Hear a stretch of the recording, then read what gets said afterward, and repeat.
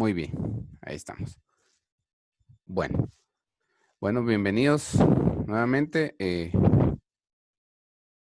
La clase de hoy tratará sobre otro tema importante, ¿verdad? La verdad que una de las habilidades claves que debe tener un administrador de empresas debe ser la administración financiera.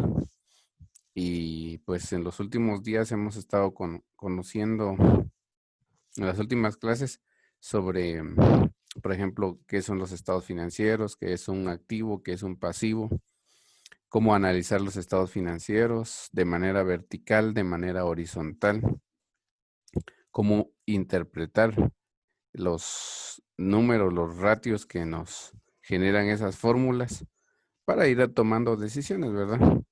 Es decir, que los estados financieros sirven principalmente para poder eh, verificar cómo es que se encuentra una empresa. Cómo es que se encuentra una empresa. Y en una empresa, al igual que en nuestros hogares, al igual que en nuestra vida, todos los días hay que tomar decisiones. O sea, los estados financieros son para tomar decisiones. Decisiones financieras a corto plazo y decisiones financieras a largo plazo. Las decisiones financieras a corto plazo se refieren a las decisiones que se toman como máximo en un periodo contable, es decir, 365 días. Y las decisiones financieras de largo plazo son las que se toman por más tiempo, ¿verdad? Es decir, por más de un año, 2, 3 años, 4, 5 años. Esas decisiones también son importantes. Pero sin duda, y por algo ha de estar así en la guía didáctica, se le da más relevancia a las decisiones financieras de corto plazo. Entonces, ahora mismo voy a compartirles el material que preparé que tengo disponible para este, compartir con ustedes y ya lo tienen en pantalla. Las decisiones financieras, como les decía, a corto plazo es el tema que vamos a empezar a desarrollar a partir de hoy. Y vaya si no una palabra eh, clave y una acción clave en el mundo de las finanzas, en el mundo de las empresas, en el mundo de las instituciones y en la vida personal son las decisiones, ¿verdad? Las decisiones generan cierto, el famoso estrés. ¿Y por qué se genera el estrés? Porque el futuro es incierto, porque toda decisión conlleva un riesgo que no podemos manejar del todo. Por más que hagamos actividades que reduzcan el riesgo, pero no lo podemos controlar absolutamente. Es por ello que este, los administradores financieros a la hora de tomar decisiones deben de considerar el riesgo. Y antes de avanzar, quisiera yo saber acá de ustedes, tener la participación de ustedes, que me indiquen para ustedes qué es un riesgo. Si ustedes han escuchado, usan esa palabra, pero ¿cuál es la definición de esa palabra? ¿Qué se refiere esa palabra riesgos? Los escucho.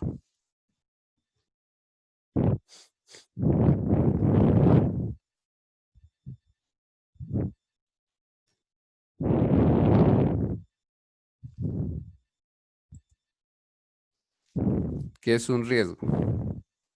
¿Qué es el riesgo?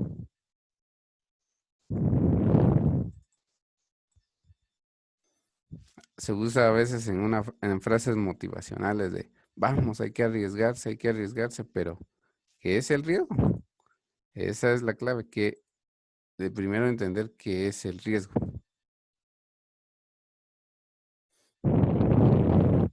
¿Alguien? Yo siento que, buenos días. Buenos días. Mm, Yo siento que un riesgo es como una situación que se da donde podemos ganar o podemos perder, pero que no lo sabemos si no actuamos.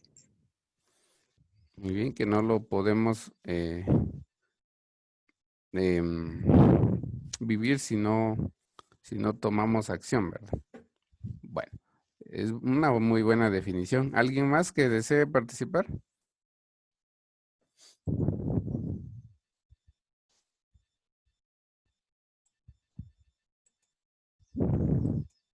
Es algo incierto, Lick. Es algo incierto. Muy bien. También es interesante. ¿Alguien más? Esta primera ronda de preguntas es voluntaria. La siguiente ya va a ser seleccionada. Así que empiecen mejor de una vez a calentar.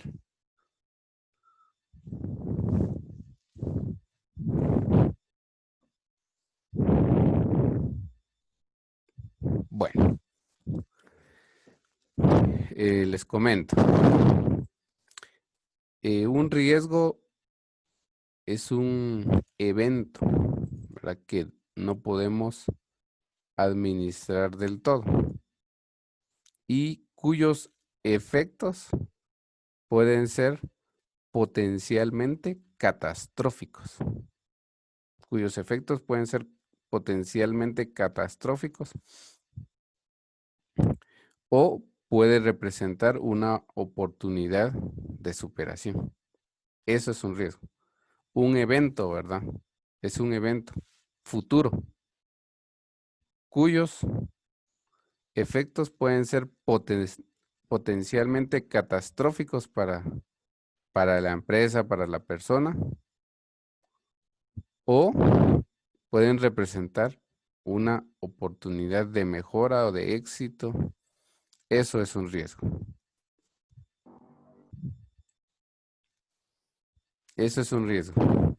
Y entonces es a esos eventos, a esas circunstancias a las que se tiene que enfrentar el administrador financiero. Véanlo acá, viendo las diferentes opciones de rutas a tomar, em, y él tiene que decidir cuál es la mejor. Pero para decidir cuál es la mejor, no se trata de hacer Team Marín de doping web, ¿verdad? No, sino se requiere preparación, preparación con, con experiencias, a través de experiencias, o sea, realmente trabajar, desarrollar actividades, involucrarse, deja muchas experiencias y para tomar buenas decisiones. Y porque igual los años no pasan por nada, ¿verdad ustedes? Si realmente la, los años no pasan por nada, los años dejan experiencias. Y a veces se menciona en las conversaciones de la sociedad, ¿verdad? Que a veces las malas experiencias se enseñan más que las buenas experiencias. Pero en el mundo empresarial no se puede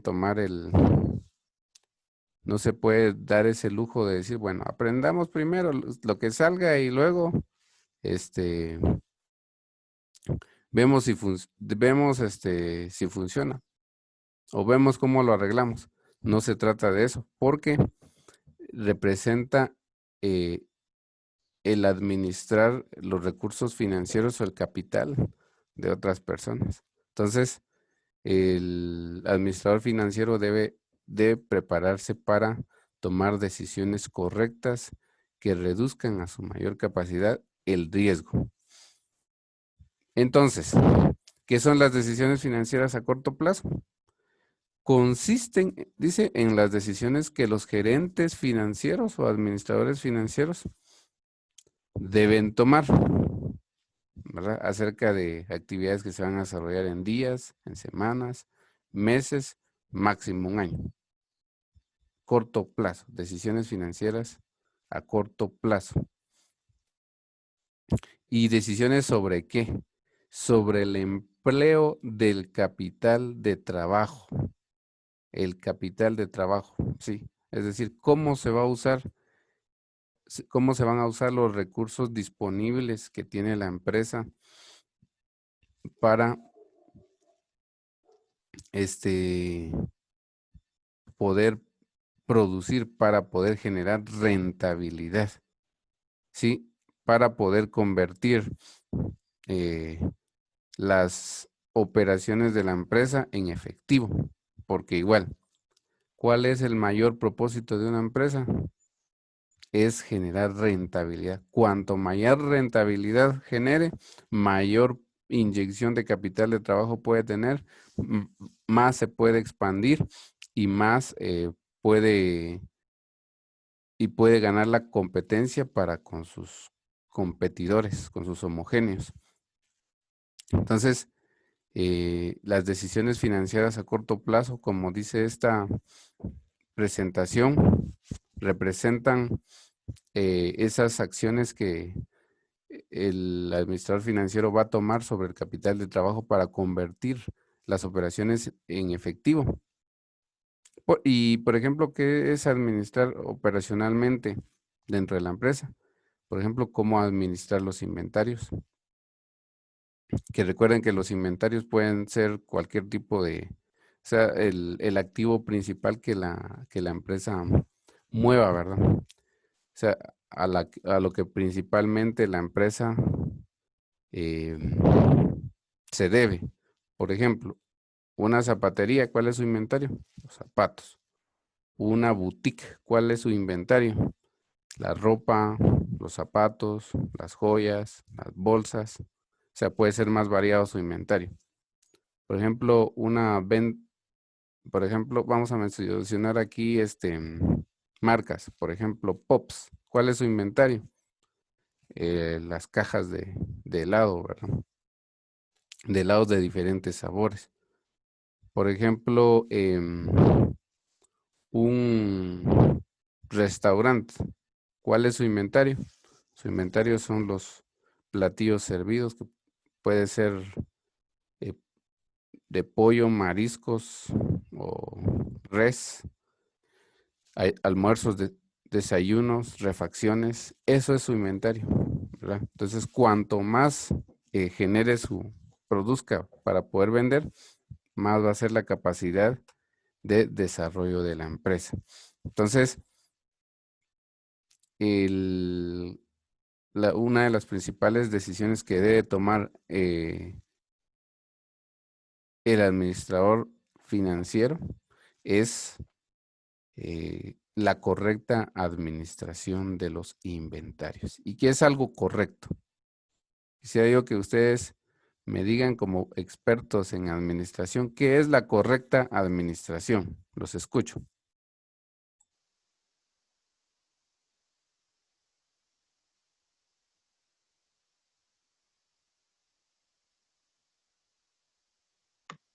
Licenciado, buenos días. La correcta administración puede ser que procurar que la empresa tenga menos gastos y más rentabilidad. Y eso lo puede lograr a través de buscar los mejores precios de los proveedores y tener correctamente sus costos de producción para poder dar el precio justo y que tenga rentabilidad a la empresa. Gracias por participar, estimado Montello. Adelante. ¿Quién más desea participar sobre qué es la correcta administración de inventarios?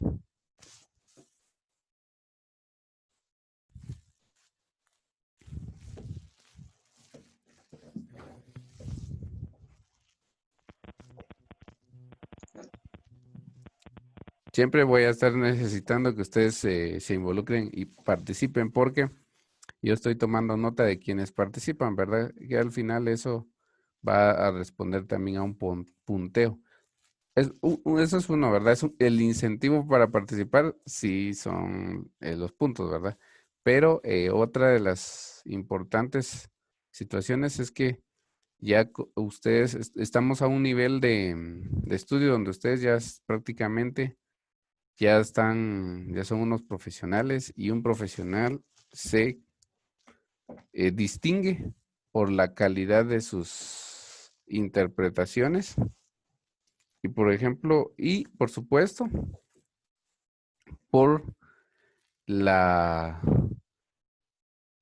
por el desarrollo de sus ideas, de sus criterios, por lo atinado de sus ideas y sus criterios y sobre todo por la explicación pública. Es decir, por ejemplo, en un examen que se le llama privado, ¿verdad? Hay una opción donde ustedes ustedes van a defender sus puntos, van a defender sus conocimientos frente a una terna evaluadora.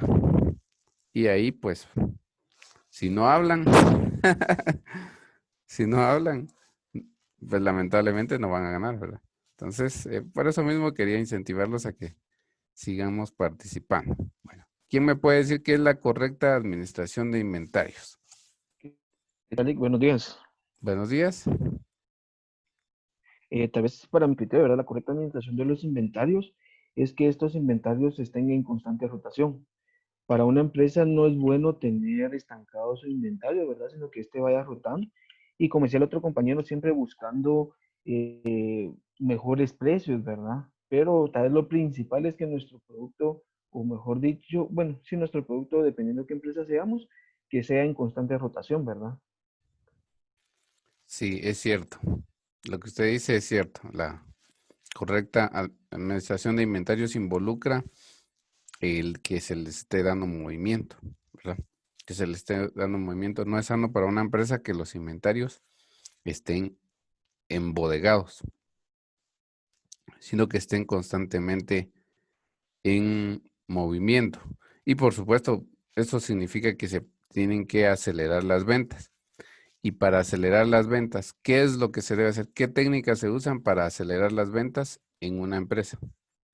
Esa es otra pregunta que tengo para ustedes.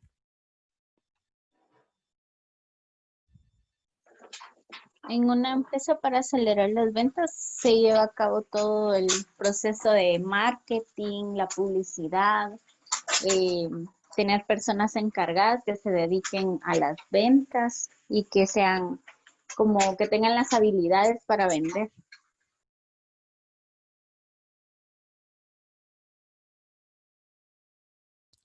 Sí, eso también es muy cierto. Es decir, hay que desarrollar y ustedes se preparan para ello, ¿verdad? En otros cursos, en cuanto a cómo aumentar las ventas. Y, por ejemplo, dice también dentro de las decisiones financieras a corto plazo está la correcta administración de inventarios. Bueno, también está otras decisiones que se deben de tomar, es los aspectos a considerar antes de otorgar un crédito. Antes de otorgar un crédito. Quiero que ustedes me digan si tienen idea a qué se refiere los aspectos a considerar antes de otorgar un crédito.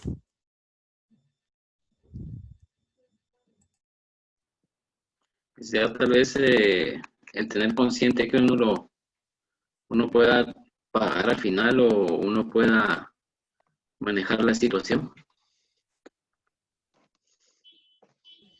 Licenciado, también podría ser dependiendo de la empresa que sea, que que esté legalmente establecida, que tenga liquidez, solvencia, o que uno lo tenga, ¿verdad? Porque son ver que hasta qué punto de endeudamiento puede la empresa sostenerlo y poder pagarlo. Eh, También otra vez Adelante. añadiendo, ¿verdad, licenciado? Como dicen los compañeros, como decía usted también, ¿verdad? Antes de otorgar un crédito.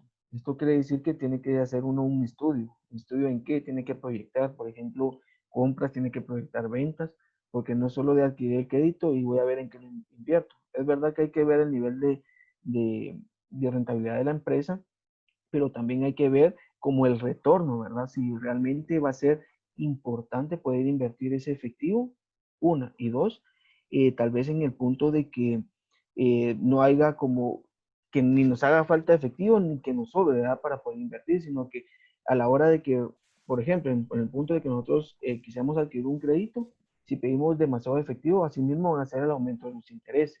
O si pedimos menos efectivo, no vamos a abastecer lo suficiente en nuestros, ahí sí que nuestras bodegas, ¿verdad? O nuestra producción. Entonces hay que hacer tal vez como un estudio, ¿verdad? Para verificar realmente qué tan necesario o qué monto es necesario para poder invertir, ¿verdad, licenciado? Muy bien, muchas gracias, sí. Tienen, tienen razón en sus exposiciones. Cada exposición pues agrega algo a lo que, al tema que estamos desarrollando, a la conversación, porque miren, realmente yo digo, ¿verdad? Que mis clases son más conversaciones que tenemos con los estudiantes. Eh, entonces, por eso mismo, a mí sí me gusta tener la participación de todos. Todas las participaciones son valiosas y además así entrenan ustedes su capacidad de, de locución, de exposición. Es porque eso es fundamental, muy fundamental en cualquier campo profesional. Licenciado, Adelante. tengo una duda con respecto a préstamo y crédito. ¿Es lo mismo? Sí, muchas gracias por su pregunta. Ahora respondo. Bueno, aquí dice qué decisiones financieras debe tomar el administrador o el gerente financiero a corto plazo. Y una de ellas es aspectos a considerar antes de otorgar un crédito. Y acá, un crédito sí es sinónimo de un préstamo, ¿verdad? Pero em, el crédito está más enfocado en inversión, ¿verdad? En actividades productivas. En cambio, un préstamo puede ser más para consumo o para cualquier otra actividad. En cambio, un crédito se refiere como que más a operación, a rentabilidad. O sea, busca eso. Y es por eso que acá realmente no se refiere a pedir un préstamo, sino a otorgar créditos. Y porque la empresa puede, las empresas, ¿verdad? Pueden otorgar crédito. Por ejemplo, hablemos de una venta de electrodomésticos. Por ejemplo, una venta de electrodomésticos como por ejemplo el Gallo Más Gallo, Electra, Max, ¿verdad? Ellos otorgan créditos. De hecho, eh, para que los inventarios se muevan, la mayor parte de estas empresas o estos almacenes se enfocan en dar al crédito, porque es muy difícil que alguien tenga el dinero completo, ¿verdad? Para poder adquirir un inventario. Y si no otorgan créditos, entonces el inventario se estanca. Es por ello que ellos se cubren mucho antes de otorgar un crédito, ¿verdad? Es decir, por ejemplo, en la actualidad es más sencillo porque si usted tiene si el cliente tiene tarjeta de crédito, pues con base a la tarjeta de crédito le venden el producto.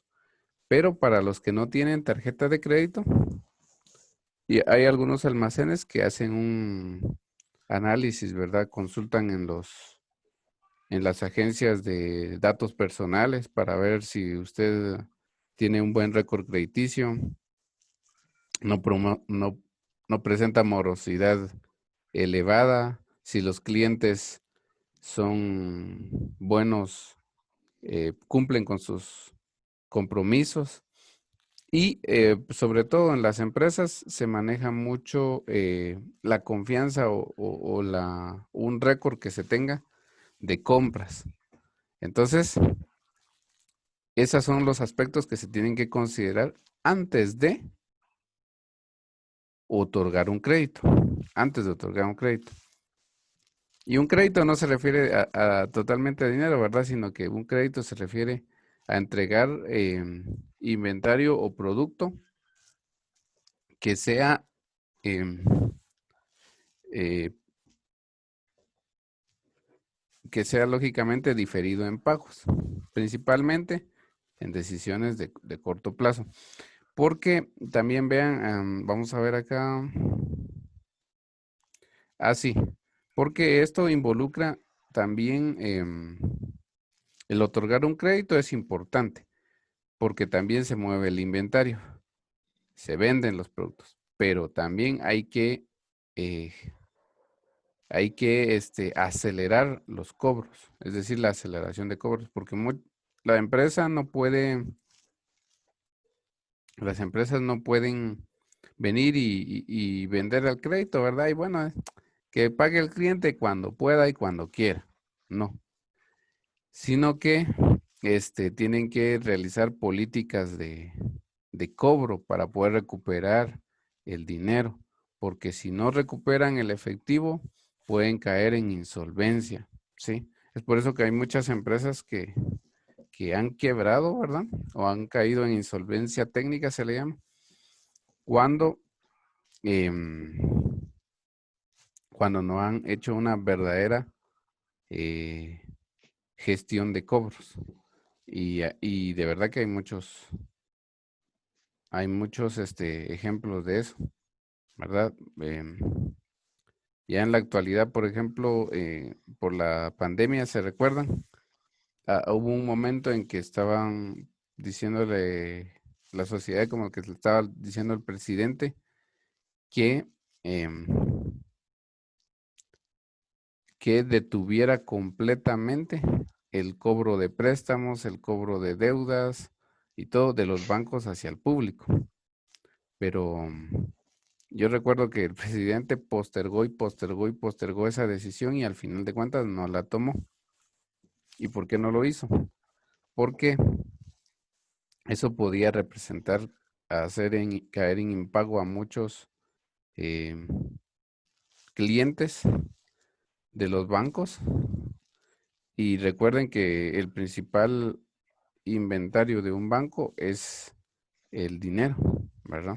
Y si no tienen dinero, pueden hasta algún momento quebrar. Es por eso que existe aquella- aquel delito del pánico financiero, ¿verdad? Recuerdan que, por ejemplo, de un banco no se puede públicamente expresar uno sus opiniones y decir, no, por ejemplo, se me ocurre, ¿verdad? Decir, en el banco X ya no tienen solvencia y se está agotando el efectivo, por lo tanto, es mejor que vayan a sacar sus ahorros, sus depósitos, porque ese banco no tiene solvencia, no tiene liquidez. Y solamente por decir eso y incentivar y hacer que varios clientes de ese banco entren en pánico y vayan a retirar su dinero, pueden provocar que un banco quiebre, ¿verdad? Porque los bancos trabajan con dinero flotante. Es decir, el dinero que ingresa vienen y lo entregan en crédito. Cuando pagan los créditos, ya pueden ellos pagar intereses a los que tienen depósitos de ahorro. Y así es como ellos lucran con el dinero. Pero en fin, ya me fui a un tema, a explicar un tema un poco largo, ¿verdad? Pero eh, sale a colación por lo de la aceleración de los cobros. Entonces sí es molesto a veces que hay empresas que sí rompen todo procedimiento ético de cobro, porque el cobro debe de ser constante, sí, por supuesto, para estar en la mente del cliente o del consumidor que debe pagar. Pero también hay empresas en Guatemala que ya cruzan la barrera de lo ético en cuanto al cobro. Es decir, eh, que amenazan o que cobran en horas no hábiles, ¿verdad? Por ejemplo, hay empresas que llaman a las 9, 10 de la noche a la casa o a los hogares o a los clientes o a las 6 de la mañana o muy temprano. Entonces, todos ese tipo de cobros también no son éticos. Pero sí hay empresas que lo implementan. ¿Ustedes han pasado o han escuchado em, alguna experiencia con una empresa así? ¿O han visto? Cuéntenme.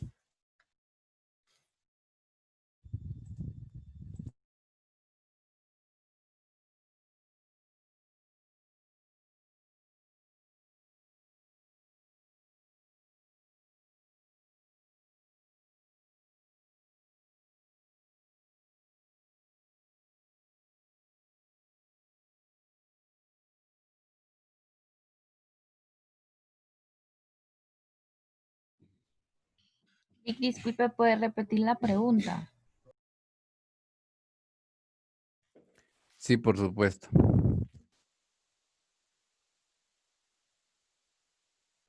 Yo les preguntaba si ustedes han visto y ustedes han escuchado o han vivido eh, cobros agresivos por parte de empresas de consumo. En mi caso, pues realmente solo me ha sucedido que un amigo de infancia me puso como referencia y sí hubo un tiempo que me estuvieron llamando de que si lo conocía o dónde si sabía su paradero y, y realmente yo les dije que sí, pero que no sabía, se había casado y no sé dónde estaba. Pero realmente este amigo sí tuvo que cambiar Facebook, número de teléfono, y yo creo que al final, pues sí, perdió, lamentablemente, perdió, estaba pagando su casa, y sí, lamentablemente, pues perdió su casa, pero sí, como usted dice, vaya para cobrar. Sí, de acuerdo. Como les digo, se presentan dos cosas, ¿verdad? Y es por eso que las empresas, antes de otorgar créditos, evalúan mucho el récord crediticio, la capacidad de pago, ¿verdad? Y la fuente de los ingresos de las personas. Principalmente los bancos son los más exigentes en ese sentido. Y por supuesto, ese cobro que usted sufrió, o no cobro, sino que usted vio reflejado en su amigo, sí también de alguna manera ese cobro tenía que existir porque él ya cayó en impago, sí, en impago.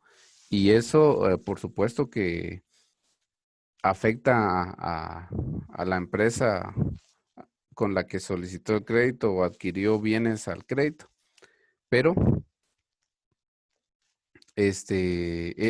tenían que hacerlo, pero ya digamos sin caer o sin romper la barrera de lo ético.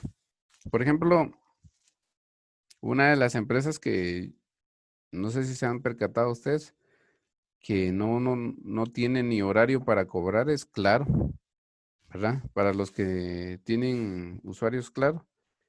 Esta empresa Claro no ha ni terminado el mes o no ha llegado la fecha de cobro cuando ellos ya están cobrando, ¿verdad?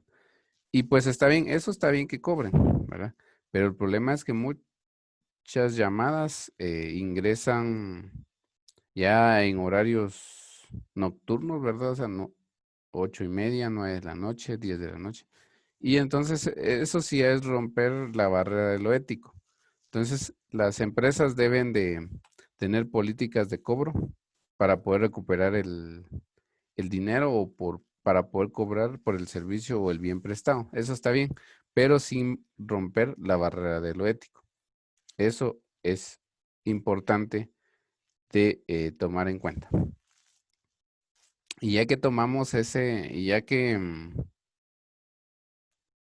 estamos tocando el tema del récord crediticio, eso les puede servir en su vida profesional o personal, mejor dicho.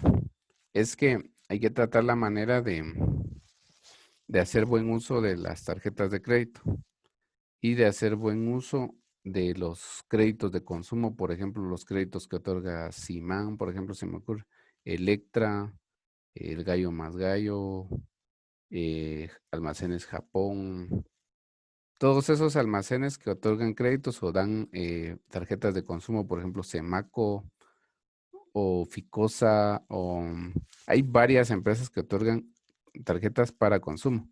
¿Por qué? Porque en cuanto uno empieza como usuario, empieza a usar esos créditos, entonces ya empieza a ser evaluado a cómo es que usa el crédito. Y un buen uso es como una referencia. En la actualidad, el récord crediticio ya representa no solamente habla por la persona en términos financieros, sino también es tomado en cuenta para otorgar o no un trabajo. ¿Sí? En la actualidad, hasta ese punto se ha llegado con el récord crediticio. Entonces, hay que hacer buen uso, porque las empresas seleccionadoras para poder de trabajo también hacen consultas con burós de datos personales y del récord crediticio para poder otorgar crédito. Entonces, en la actualidad, el récord crediticio es muy importante, ¿verdad? Hay que tratar de hacer un buen uso porque el récord le puede a uno abrir puertas, pero también le puede cerrar muchas puertas y por largo tiempo. ¿Alguna duda, consulta sobre sobre este tema? Antes de que pasemos, porque después no sabemos si lo vamos a tratar. Noli, gracias. Ok, gracias. ¿Alguien más? Pregunte sin pena. Por el momento no, Lick.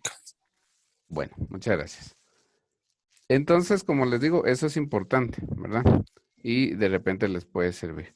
Entonces, las decisiones financieras a corto plazo que una empresa puede tomar siempre van a ser enfocadas en cómo va a administrar sus inventarios, los aspectos que debe de considerar a la hora de otorgar créditos, de consumo principalmente, administrar sus ingresos y sus egresos, acelerar los cobros, la postergación de pagos, es decir, hasta qué punto puede postergar sus pagos sin caer en intereses y mora. A eso se refiere a la empresa. Y la concentración del efectivo. Porque para una empresa tener efectivo en abundancia superando el límite de lo necesario, también puede representar un activo ocioso. Y por supuesto, entonces todas esas decisiones deben de ser tomadas para poder producir rentabilidad. ¿Sí? Entonces, todas estas decisiones representan un riesgo, ¿sí? Un riesgo de que las cosas salgan bien. Y entonces en este caso sería una oportunidad, sería un crecimiento. O de que salgan mal, que sea una potencialmente catastrófica para la empresa. Y algo que puede ser malo para la empresa es la insolvencia técnica. O ya a ese punto es cuando ya las empresas empiezan a entrar en quiebra. Y de hecho, ayer que estaba en redes sociales, vi un tema relacionado a o un caso relacionado a este tema, que ahí se los voy a contar más adelante. Bueno, ¿en qué áreas pues, se puede aplicar las decisiones financieras a corto plazo? Ya se los había dicho, ¿verdad? En la contabilidad, en la administración, en el marketing, en las operaciones productivas o financieras y en la vida personal. Entonces, las decisiones financieras a corto plazo son sumamente importantes. Y por supuesto que las decisiones financieras están relacionadas con la administración del famoso capital de trabajo.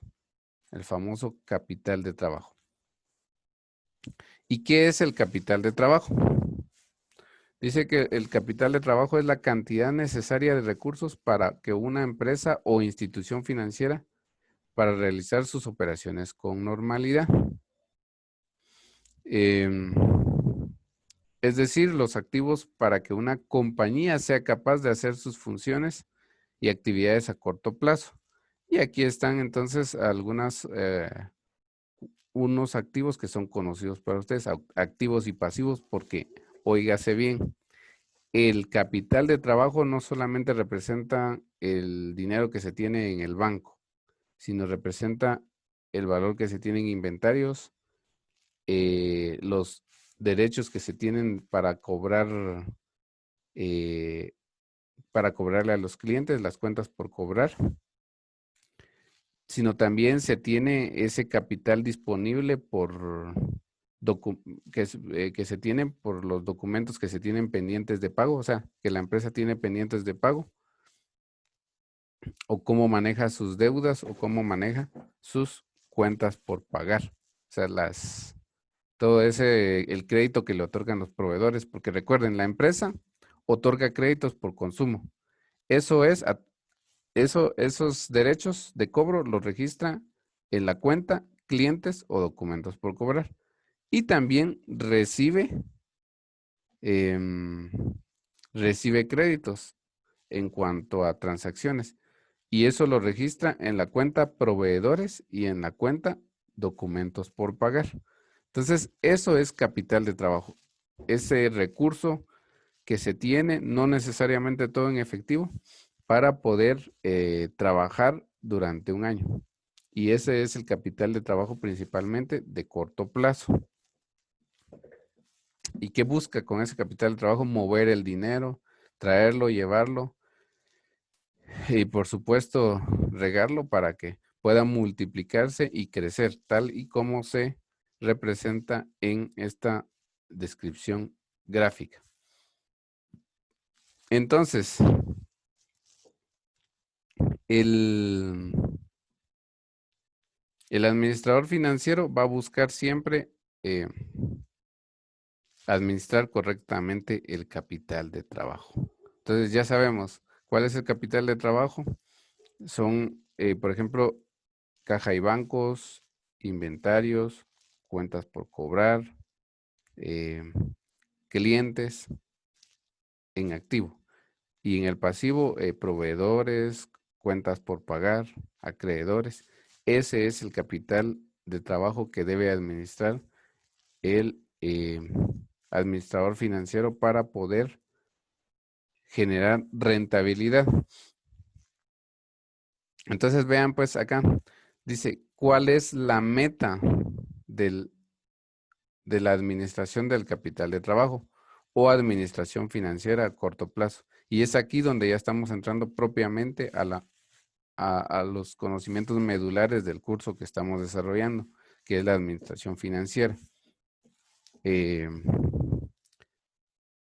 Y la administración financiera, la meta de la administración financiera es administrar cada uno de los activos corrientes de la empresa. Es decir, el inventario, las cuentas por cobrar, que ya les había dicho, los valores negociables o inversiones a corto plazo y el efectivo, así como los pasivos corrientes, documentos por pagar, deudas acumuladas y cuentas por pagar, para lograr un equilibrio entre la rentabilidad y el riesgo.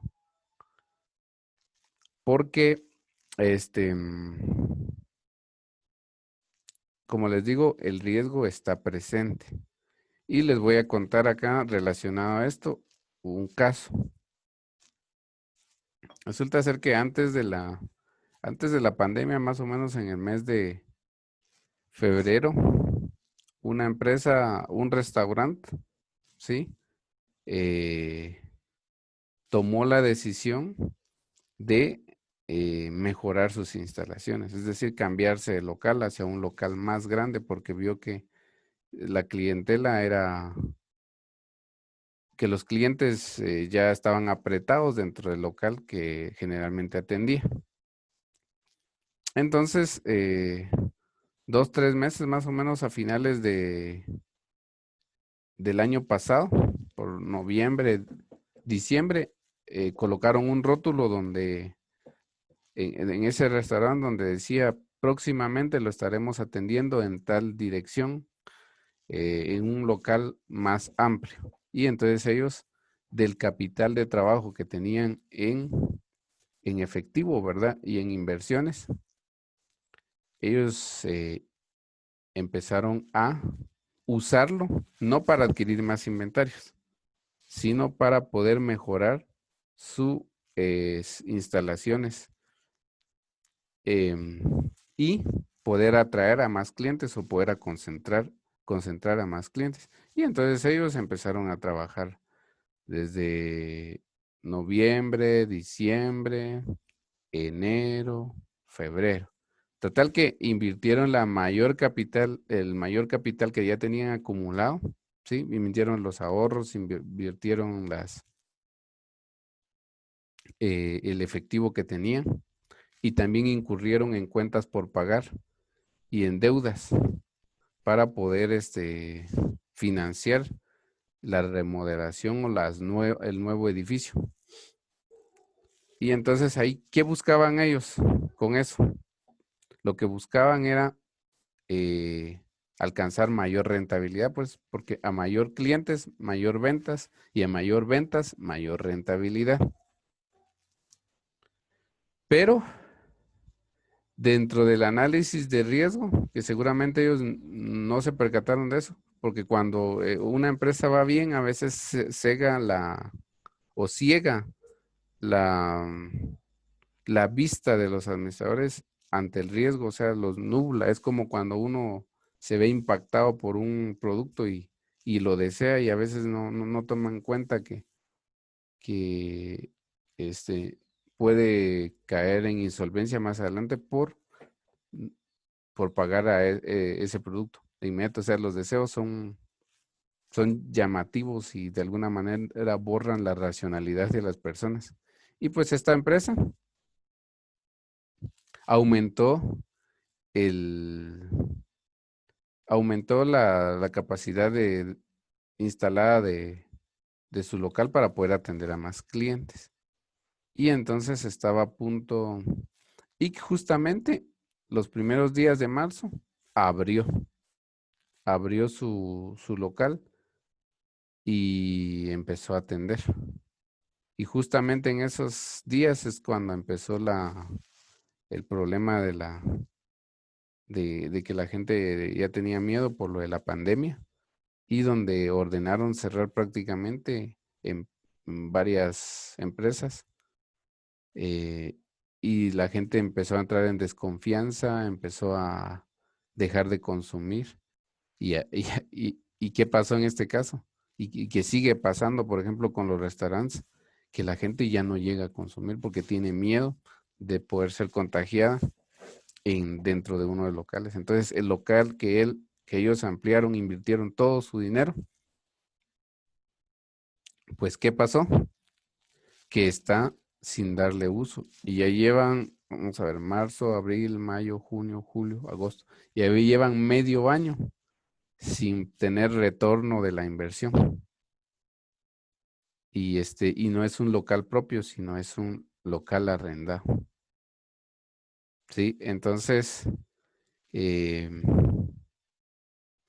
esa fue una decisión financiera que ellos tomaron, tratando de aumentar las ventas, es decir, mejorando el inventario y la capacidad instalada de la empresa. pues se topa con esto. Y eso es algo que el riesgo, como le digo, es un evento incierto que puede ser potencialmente catastrófico para la empresa o que también puede representar oportunidades de crecimiento. En este caso, el riesgo está siendo potencialmente catastrófico para esta empresa y muchas más, porque no va a ser inmediata la recuperación. ¿O qué opinan ustedes? ¿Qué opinan del caso que les acabo de comentar? Espero me hayan puesto atención. ¿Qué opinan ustedes? ¿Qué pasó? ¿O qué debe hacer la empresa en este caso? ¿Qué debe hacer este restaurante?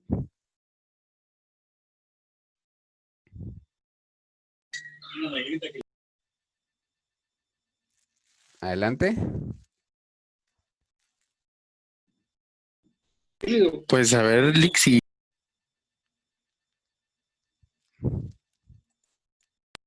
a ver si cuentan con un contrato, Lick, porque de ser así, pues se puede llegar a una negociación, ¿verdad? Sí, seguramente tienen contratos. Se le entrecorta. ¿Podría nuevamente repetir su intervención, por favor? Sí, que lo primero sería ver si tienen un contrato, pues si cuentan con ello, pues llegar a una negociación, ¿verdad? Quizás no pagar mensualmente un 100% de la mensualidad, quizás un 50%, ¿verdad? Pero si en este caso la persona no cuenta con un ingreso total de ganancias, pues ahí sí ya está bien difícil, ¿verdad? Ahorita no tiene ventas la empresa e invirtió la mayor parte de su efectivo y de sus ahorros en la remodelación y construcción del nuevo local sobre un terreno arrendado. ¿Qué debe hacer la empresa? Pues dale. Ah, tal vez sería buscar otra manera de vender sus productos, un servicio a domicilio, solo para llevar, a manera que vaya recuperando, no tal vez al 100% lo invertido, pero por lo menos un 20% de lo que ya invirtió.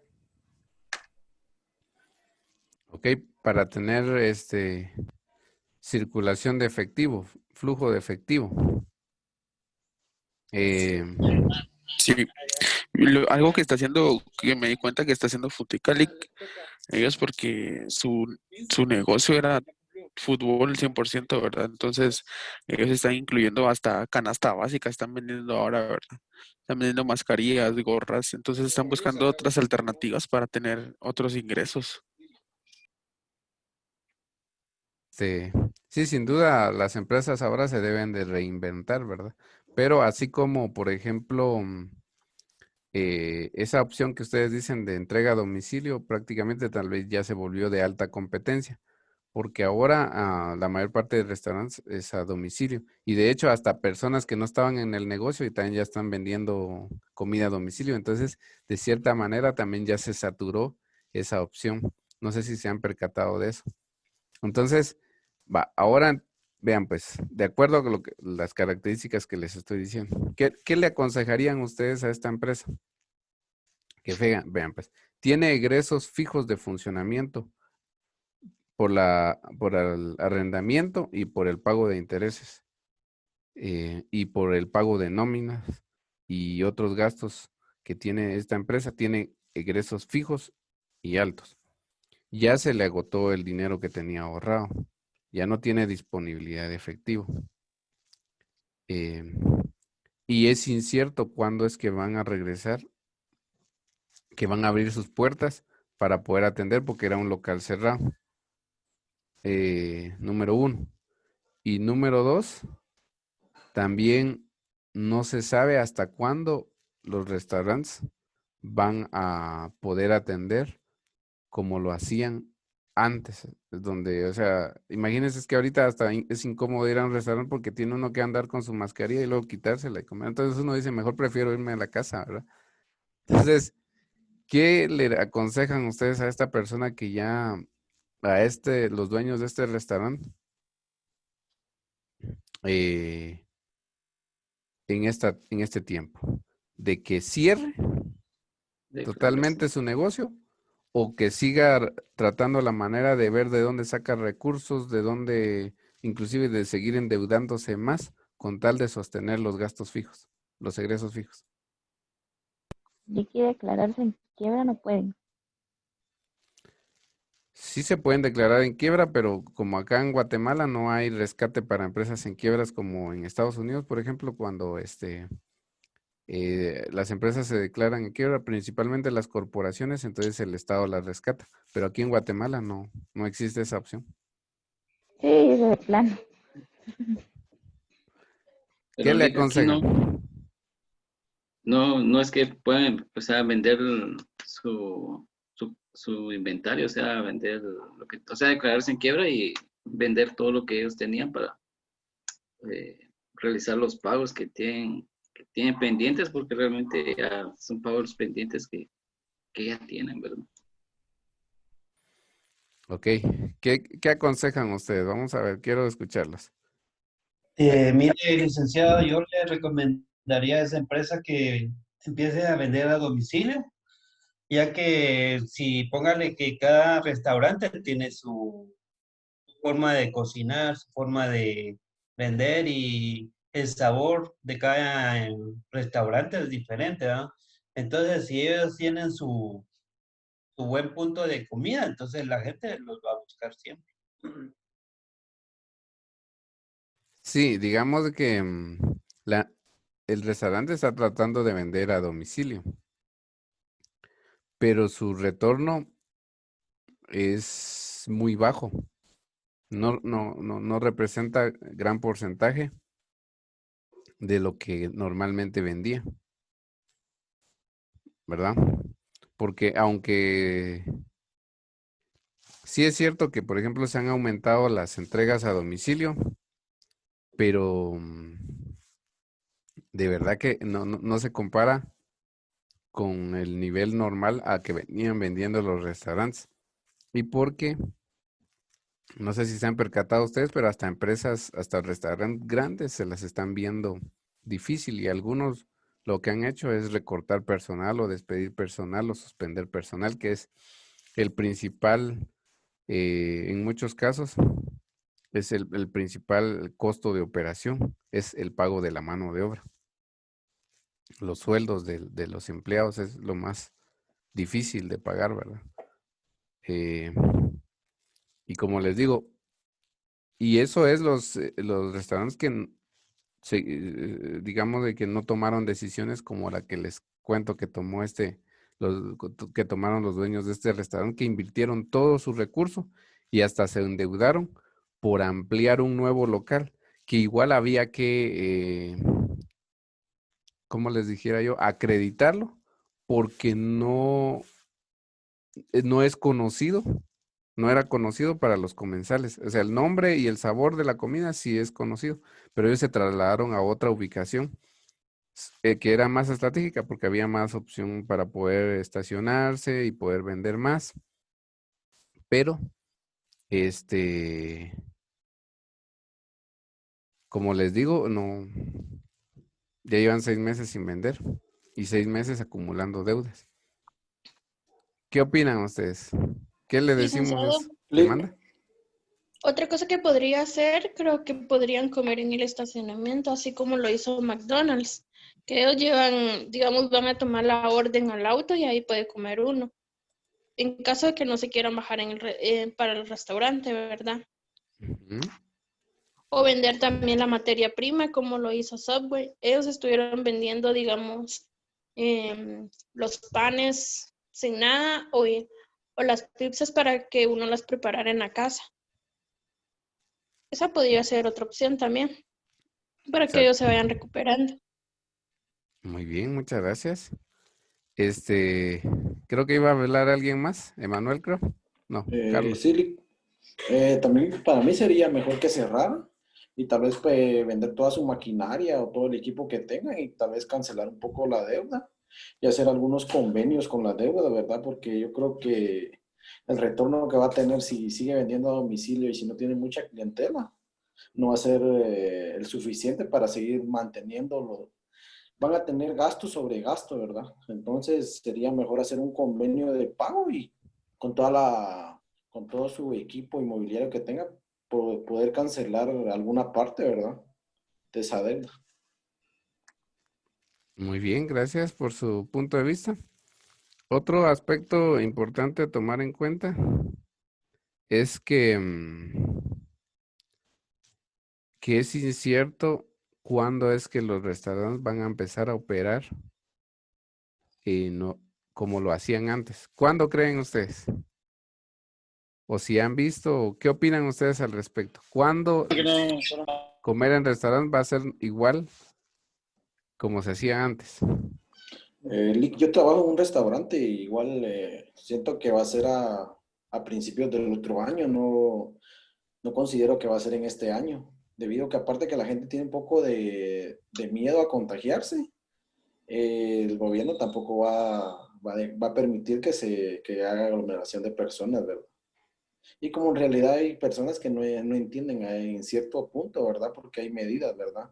Así como nosotros tenemos una medida de que el cliente come en la mesa, pero a la hora de ir al baño o salir, pararse de la mesa, se tiene que colocar la mascarilla y mucha gente no lo hace, como que si está en su casa, ¿verdad? Entonces uno tiene que andarle diciendo, bien, por favor, se levantó de su mesa, póngase la mascarilla. Entonces, Se enojan. siento que también, sí, en cierto punto hay clientes que no hacen caso y por la misma rebeldía de mucha gente no hacerlo, siento que podría ser a principios del otro año. No creo que sea en este año en realidad. Bien, gracias, Carlos. ¿Alguien más que me quiera decir cuándo creen que van a operar normalmente los restaurantes? Pues así, yo le digo al 100%, pues hasta que haya una vacuna o todos ya tengan un medicamento ¿Y eso cuándo contra aproximadamente? a mediados del otro año. Ok. Es decir, que si esta empresa sigue operando, este restaurante sigue operando, tendría que seguir prácticamente sosteniendo pérdidas y gastos fijos por otro medio año más, si es medio año. Em, o más, ¿qué sería? No es medio año, sería como, ¿qué? 9 meses, 10 meses. Em, ¿Alguien más que sea más optimista o más pesimista? ¿Cuándo vamos a volver los comensales a tener la confianza de ir a un restaurante, disfrutar de nuestros alimentos ahí, pasar un buen momento? ¿Cuándo creen ustedes?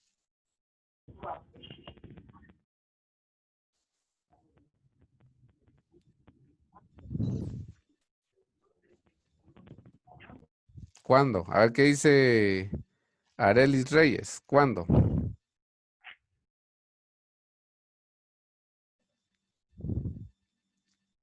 Kevin Polanco. ¿Cuándo regresamos?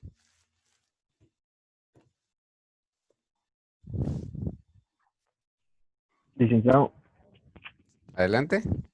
yo creo que según lo que he escuchado, ¿verdad? Nunca vamos, bueno, es muy tardado volver a la normalidad. Por ejemplo, la economía en los restaurantes, en este caso, ¿verdad? Yo creo que va a costar bastante y no creo que sea de meses, sino que va a ser por lo menos de 2 años. Pero lo importante es crear estrategias en el cual la empresa, para mi criterio, ¿verdad? No debe de quedar porque a quién me va a gustar, pues siendo como que yo invertí dinero y que lo voy a perder solo para pagar intereses o deuda, ¿verdad?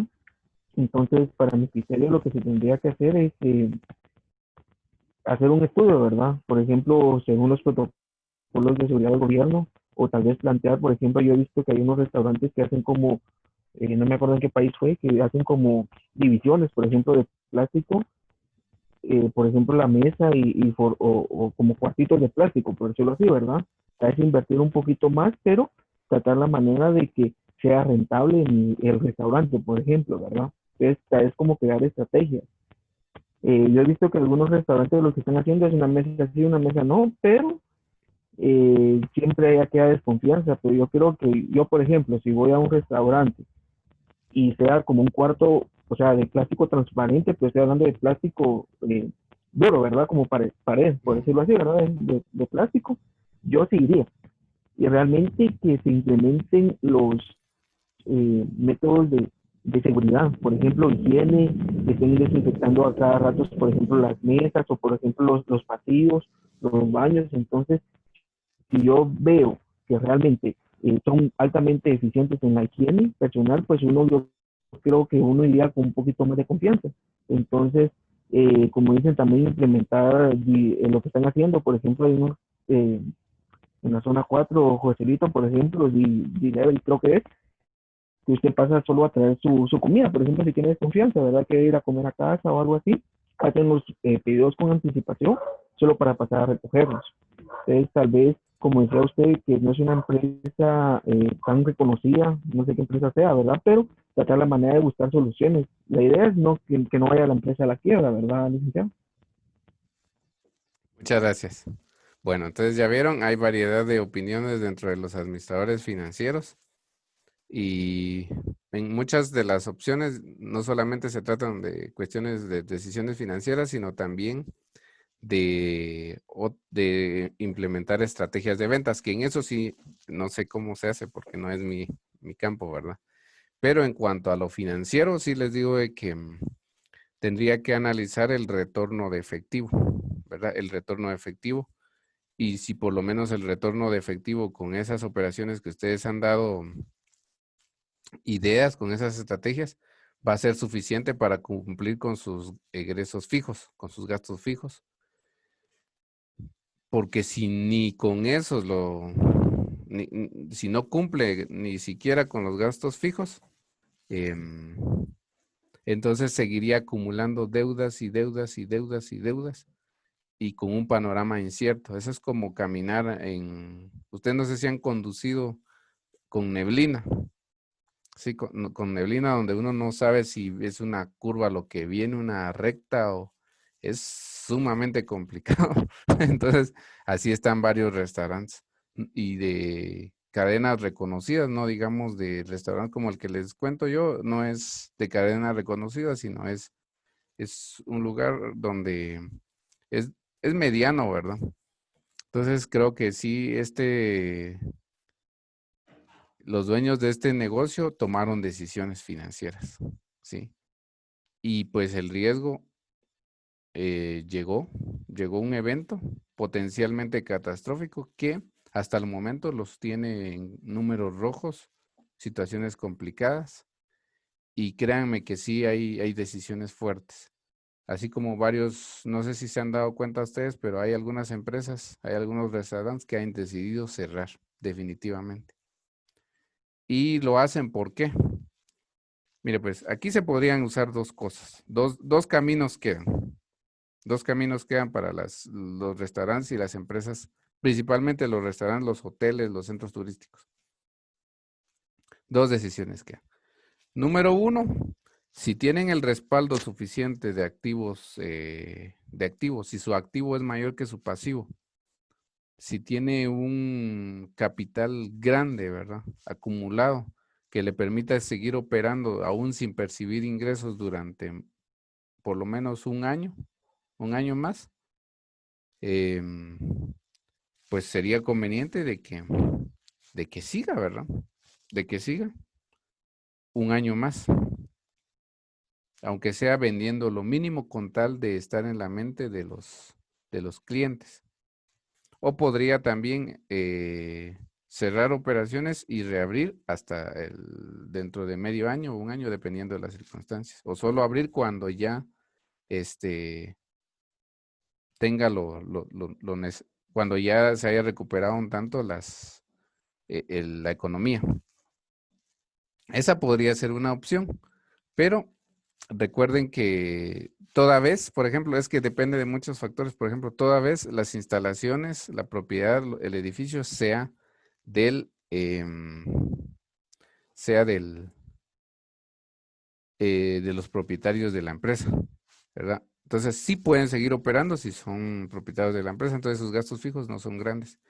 Pero si sus gastos fijos son mayores que a los ingresos que está obteniendo a pesar de implementar diversas estrategias de ventas, si sus egresos siguen siendo fijos y siguen siendo grandes, pues lo primero que se hace es despedir al personal, ¿verdad? Despedir al personal e indemnizarlo.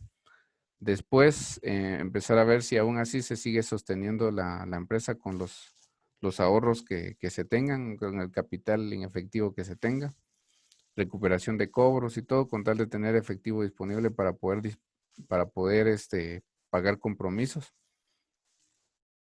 Y ver y proyectar si de aquí a medio año o un año la empresa va a poder aguantar ese ritmo de pagos.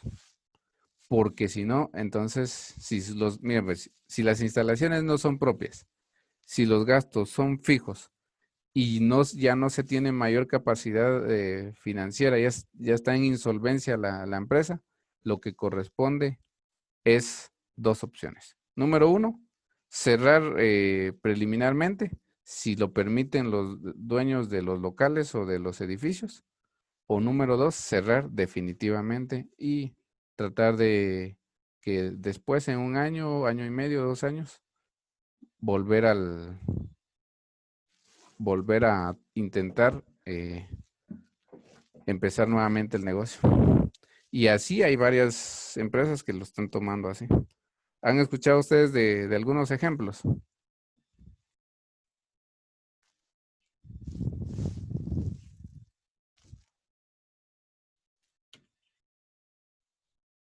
¿Los escucho?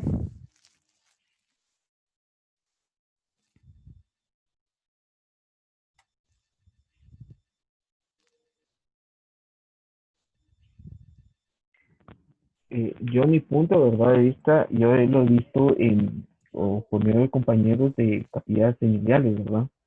Que suspendieron los contratos de varias personas. De igual manera, yo creo que es más frecuente o normal, ¿verdad? Verlo en el ámbito de los hoteles, ¿verdad? Porque realmente ellos suspendieron totalmente sus actividades. No había cómo generar lo que es un ingreso y pues mejor prefirieron liquidar a los empleados, ¿verdad? Y lo que le dijeron es que si continuaban con el trabajo y todo, los iban a llamar, ¿verdad? Más que todo pararon todo el movimiento. Exacto, sí. Creo que fue el Hotel Vista, no, Westin Camino Real, ¿verdad? Que cerró operaciones totalmente hace como 3 meses, creo. Exactamente, también fue uno del lado de Atitlán, ¿verdad? No me acuerdo cómo se llama. Todo eso, esta cadena, pues cerraron, ¿verdad? Entonces Riviera. cabal.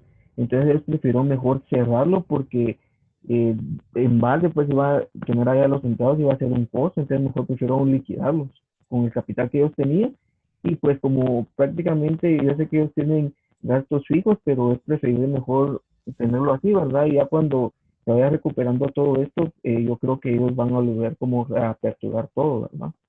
Y Exacto. prefieren mejor pagar la liquidación a los empleados porque ya para 5 meses pagar un sueldo, ¿verdad? Y no solo un sueldo, sino que todos los empleados ya es un gasto más que fijo.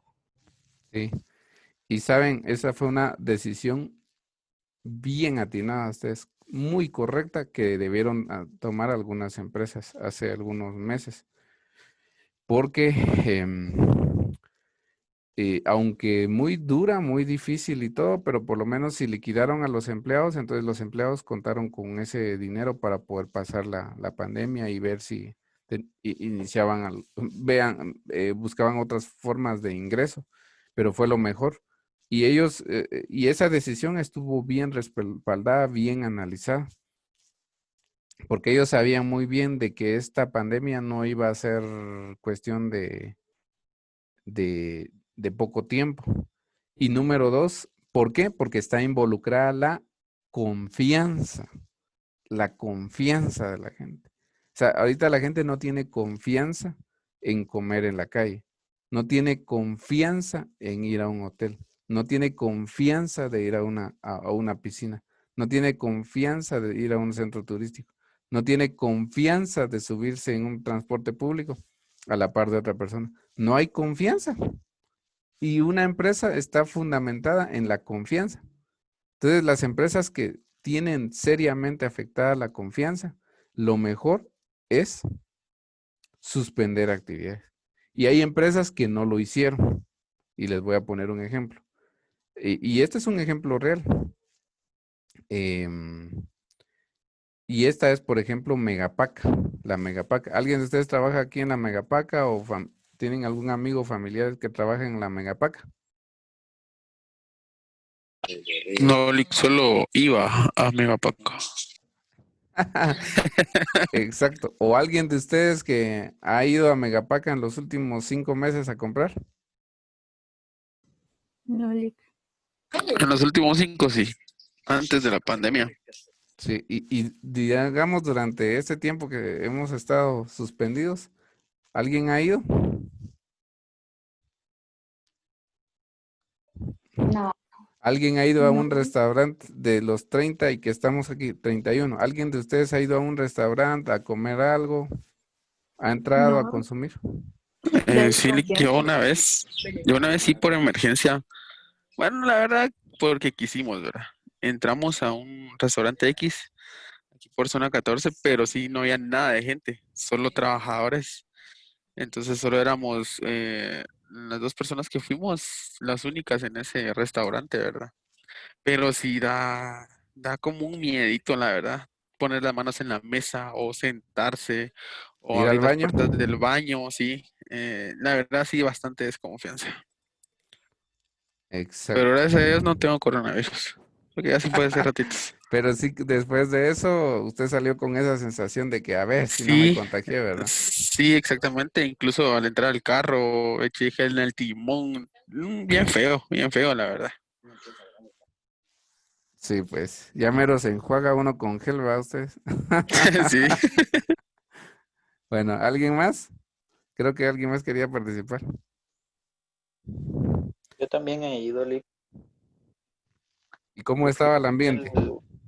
bueno, en este caso yo fui al de la San Martín y pues casi muchas mesas estaban cerradas, ¿verdad? En este caso era como el área de afuera, solo habían como 4 mesas abiertas, digamos unas 20 o 25. Y pues la verdad, en vez de miedo, yo me sentí más cómodo porque había menos gente. Y pues normal. Ok. Lo que sí no hice fue ir al baño, ¿verdad? Y sí que ahí sí me da algo de miedo de contagiarme ahí. Pero de ahí todo tranquilo, ¿verdad? Muy bien. Bueno, y entonces ahora volviendo al tema y por qué hablamos de esto, porque si se dan cuenta, lo que está afectado en todo esto, punto, es la confianza. Sí, la confianza y esa confianza no se va a recuperar pronto. Entonces, eh, por ejemplo, decisiones como de esta cadena de restaurante Westin Camino Real fue la mejor, porque ellos así por lo menos cubrieron su capital y el capital que tienen acumulado, porque sin duda ellos tienen mucho poder económico, entonces pueden pasar operando normalmente. ¿Qué manda?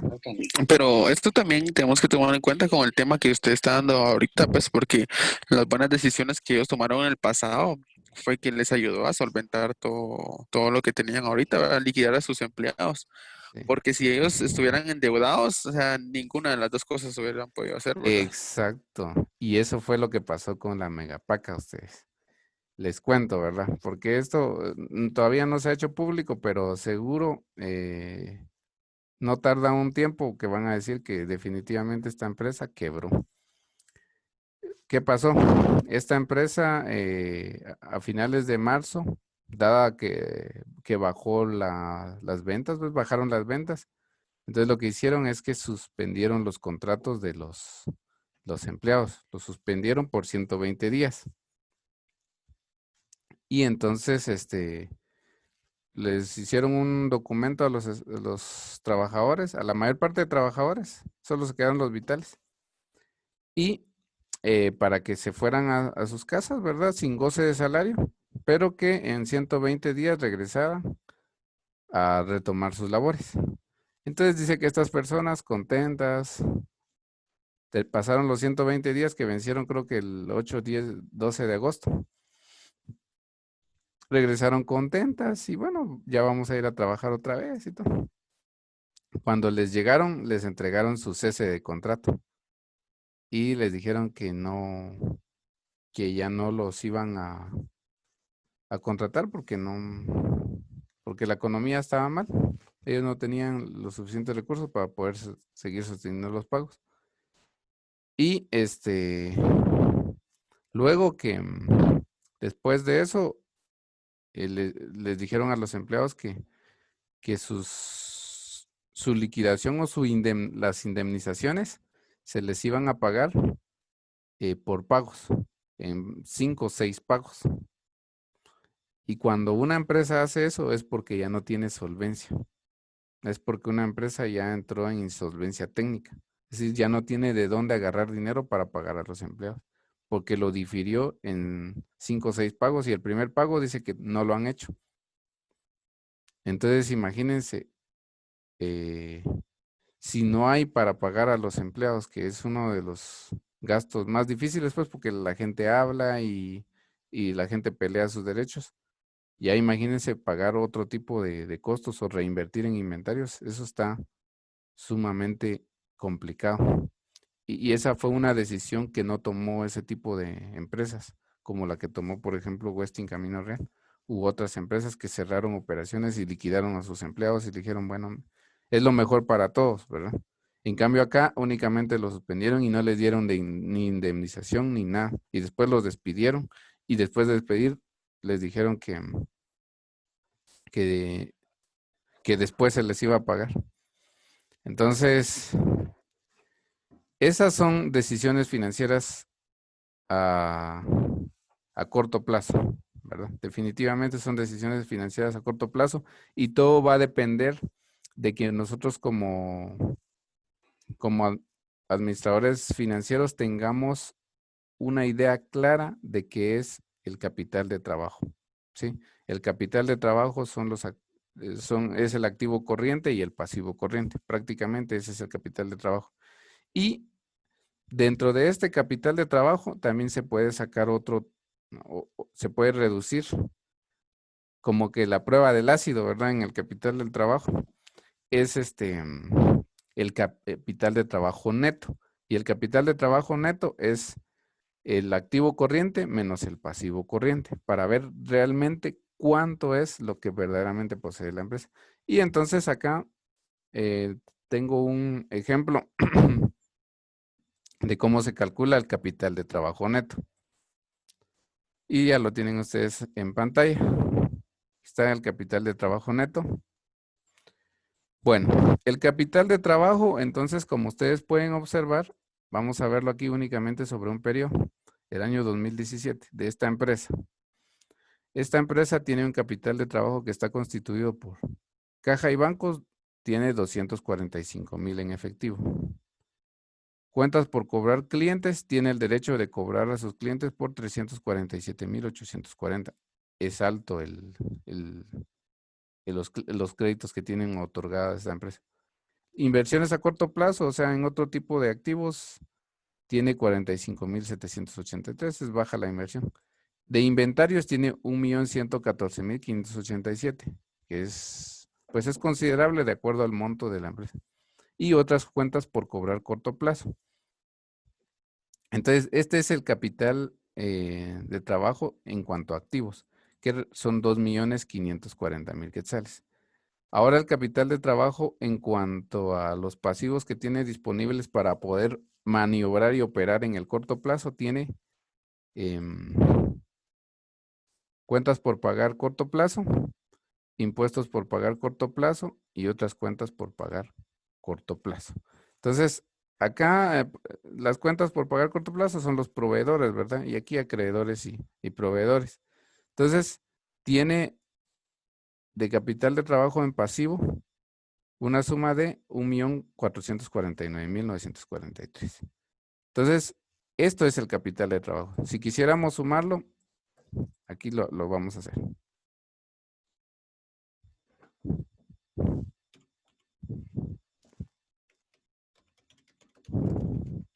Capital de trabajo. Entonces, el capital de trabajo sería, sumamos los 2 millones más el mío. Entonces, la empresa tiene un capital de trabajo de 3.990.000. Ahora vamos a ver el capital de trabajo neto. Es decir, el que verdaderamente le pertenece a la empresa. ¿Y cómo obtenemos ese capital de trabajo? A los activos corrientes le restamos los pasivos corrientes y tenemos el capital de trabajo neto. El capital de trabajo neto. Entonces vean, esta empresa tiene todavía capacidad de maniobrar porque cuando una empresa tiene el capital de trabajo es neto, es positivo, o digamos que cuando el activo corriente es más que el pasivo corriente, se dice que se tiene un capital de trabajo neto positivo. Cuando es lo contrario, cuando el pasivo corriente es mayor al activo corriente, se dice que se tiene un capital de trabajo negativo. Entonces, ya vieron que no es tan complicado. Dice un capital, y aquí lo dice en la teoría, cuando los activos corrientes exceden a los pasivos corrientes, la empresa tiene un capital de trabajo neto positivo. Cuando los activos corrientes son menores que los pasivos corrientes, la empresa tiene un capital de trabajo neto negativo. Entonces, y ya les mostré ahí cómo es que se calcula el capital de trabajo. Y sobre este capital de trabajo es que la empresa debe de tomar decisiones financieras. Por ejemplo, hablemos del caso del Westin Camino Real. ¿Qué pasó con esta empresa? Seguramente su capital de trabajo en el corto plazo era enorme, aquí principalmente en la caja y bancos. Y en la caja y bancos tenía suficiente capital de trabajo y también en el en el activo no corriente seguramente. Entonces eso les dio el margen de maniobra de decir, bueno, mejor vamos a liquidar a los empleados y que se vayan y listo. Pero en el caso, por ejemplo, de la Megapaca, seguramente ellos tenían un capital de trabajo negativo. Y al tener negativo el capital de trabajo, o tal vez no negativo, sino muy limitado, entonces ellos trataron como que de arriesgarse, decir, bueno, tal vez mejoran las ventas, tal vez se compone la cosa, tal vez mejora la economía, entonces mejor nada más los vamos a suspender. Y ahora que regresaron se encontraron con que aquí las cifras son mínimas. Es mínimo lo que se tiene en caja y bancos para poder responder a esas obligaciones. Entonces, cuando ya una empresa no tiene suficiente capital de trabajo, entonces, o ya empieza a ser un capital de trabajo negativo, entonces ya entra en posible insolvencia técnica, que eso ya cuando se empieza a entrar a insolvencia técnica, o ya se está en insolvencia técnica, entonces la empresa ya tiene que analizar la posibilidad de suspender operaciones si sus instalaciones son propias, o de cerrar antes que las pérdidas sean mayores. Pero eso es lo que sucede. No sé sobre esta explicación si hay dudas, comentarios o sugerencias. Lo único que yo no entendí cómo hizo ahí el capital de trabajo de los 3.990.000 y el 1.090.000. Ah, bueno, lo voy a volver a repetir. Por favor. Va. El capital de trabajo, como les dije, está constituido por el activo corriente o de corto plazo de la empresa más el pasivo corriente o deudas de corto plazo que tiene la empresa. Ese es el capital de trabajo bruto, se podría decir, que son 3.990.151.90. Ahora, O sea que se suma el pasivo y el activo, corriente. Exacto, corriente. Eso, esa es la clave. Ahora, para hacer el capital de trabajo neto, es decir, el líquido, ¿verdad? ¿Qué se tiene que hacer? Lo que hacemos es que al activo corriente o de corto plazo le restamos el pasivo corriente y nos da 1.990.000, 264. No sé si estamos ahí, si me di a entender. Sí, ahí sí entendí lo que tenía duda que por qué se sumaba o sea, decir capital de trabajo, se sumaba el pasivo más activo, pero ahorita ya más o menos. Perfecto. De hecho, vean que acá estoy haciendo la fórmula. ¿Para qué? Ahí está. Para que se pueda...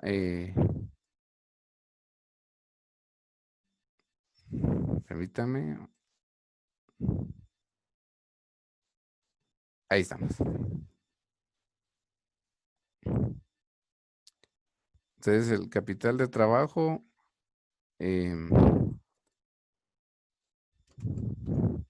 es el activo corriente más, voy a ponerlo aquí con negrita,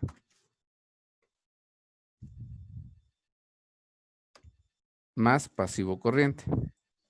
Y el neto es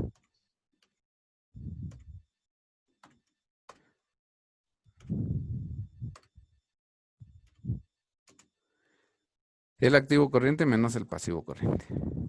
Muy bien. Entonces, así estamos. ¿Alguna duda extra?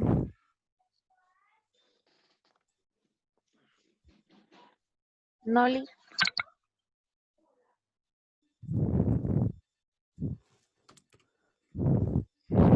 Muy bien. Entonces,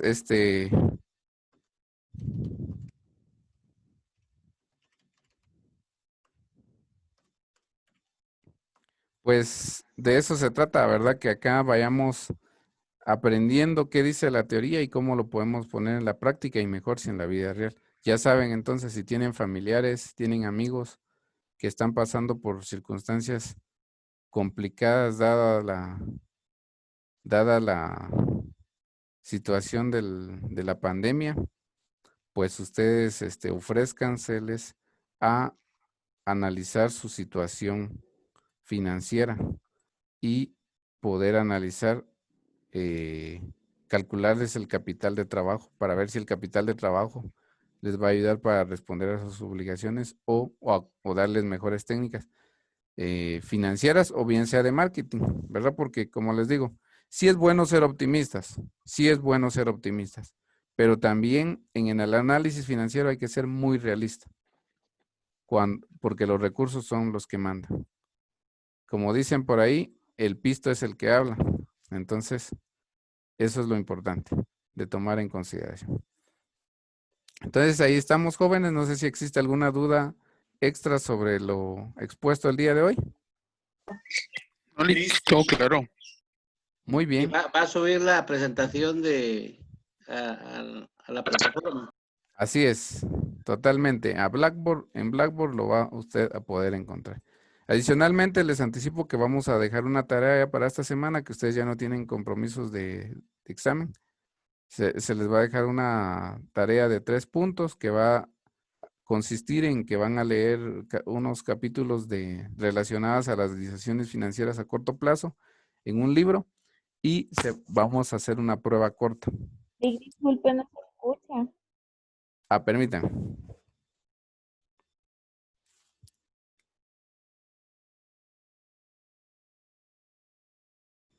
¿Me escuchan? Sí. Ok, gracias. Perdón, se me apachó un botoncito acá. Bueno, les decía que vamos a dejar una tarea de 3 puntos que va a ser una prueba de lectura, de comprensión de lectura, que va a ser sobre leer un libro de administración financiera que está en el sistema. Van a hacer un capítulo, ustedes lo van a leer y luego voy a dejar unas preguntas para que las respondan. Ahí, al finalizar este día, van a tener ustedes la explicación en la plataforma Blackboard. Así que tengan un excelente día y nos seguimos saludando. Cuídense. Buen día. Saludos a todos. Éxitos. Gracias, Liz.